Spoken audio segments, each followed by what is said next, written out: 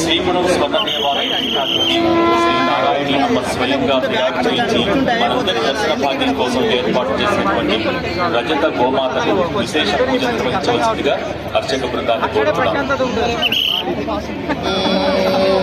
सर्वमङ्गलमाङ्गल्ये शिवे सर्वार्थसाधिके शरण्ये त्र्यम्बके देवी नारायणि नमोऽस्तुते। ॐ मायङ्गो पृच्छुरक्रमेदशरणमातरं पुनः विरञ्च प्रयन् सुभः।